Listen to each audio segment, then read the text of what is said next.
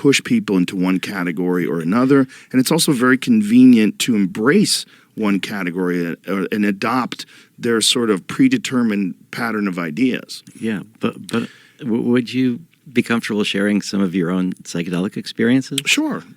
I mean, the DMT experiences are by far the most profound. And those are the ones that have really made me, every time I've done it, it's just completely made me rethink how I interface with people, what life is, and what that experience, what is that? Is that a well of souls you're entering into? Is it another dimension?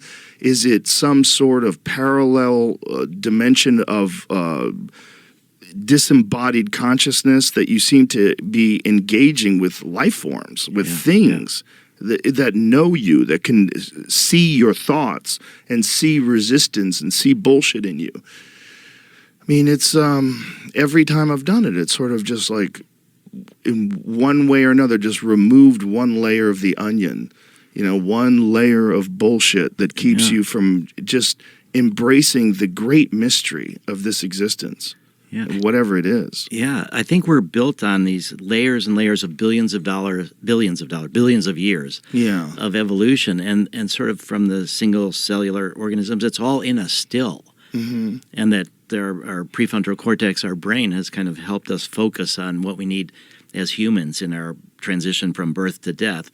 But that when you we talk about the default mode network, which is sort of the part of the brain that's identified as the sense of self. Mm-hmm. And the classic psychedelics weaken that part, and then more information floods. So I think we can get back through all of the intercellular knowledge that is stored in our bodies, and connect with this deeper unitive sense. It's amazing. Yeah, it's also, they help so much to abandon preconceived notions and just sort of, we don't realize how much of the way we sort of see ourselves and see the world is a kind of a convenient set of armor that we put on to try to protect us from uncomfortable thoughts and protect us from, just mystery. The mystery of but there is a lot of mystery in life. Like, it's mostly mystery. Yeah. And I think psychedelics are the greatest mystery. And there's something about them that's just the idea that it exists, that you can smoke a thing and then 15 seconds later be transported into an impossible realm, and that exists and no one's discussing it. You're every day on the news, they're talking about a million different things that seem so trivial once you've had a DMT experience. Yeah, you're reminding me of my 5-MeO DMT experience that I had. And it felt like I went sort of back to the moment of creation. Yeah. But that I realized that so much of our life is patterns, like you're saying, that we have these habits and we have these patterns and we take them as fixed, but they're not actually fixed. We have put them into motion.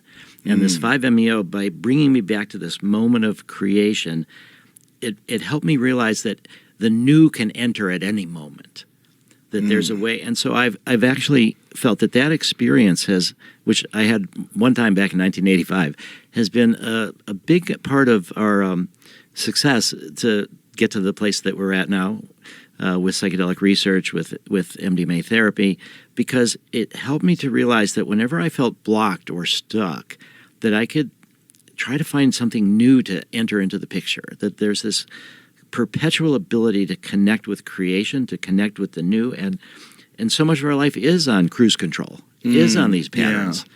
And it's easier to do it that way. It is, and there's advantages to that, so we don't have to rethink things all the time, but it also narrows our vision. Yeah, it very much so does.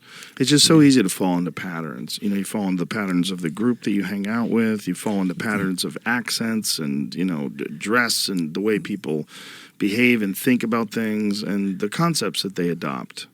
And when you have like a real breakthrough psychedelic experience, it just makes all that seem so trivial. My DMT experience, my first 5-MeO experience, I've done both multiple times, but the first 5-MeO experience, I thought I fucked up.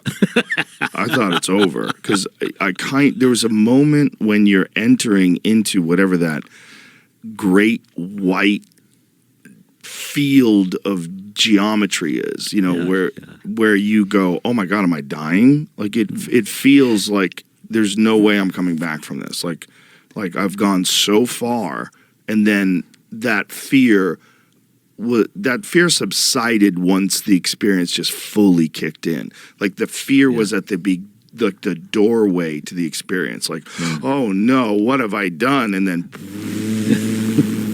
you go into that. What the weirdest thing about 5-MeO too is the lack of visuals. It's just this great white pattern, this thing where you don't have any memory, you don't have any. You're barely a conscious entity, and you're experiencing what seems to be like the source code of the universe. I mean, it's just it's like I felt like I was shot through a rocket to the center of everything.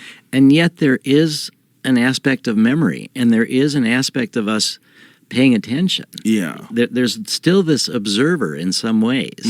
Yeah. It's pretty compromised, but there's something that you come back with. But it's also very difficult to hold on to, right? It is, and that's this process of integration that's necessary. But also for the 5-MeO, it's so brief. Yeah. So that's where the ibogaine experience can be 12 hours or more, or the MDMA experiences, we make them into 8-hour sessions. I haven't done ibogaine. Oh.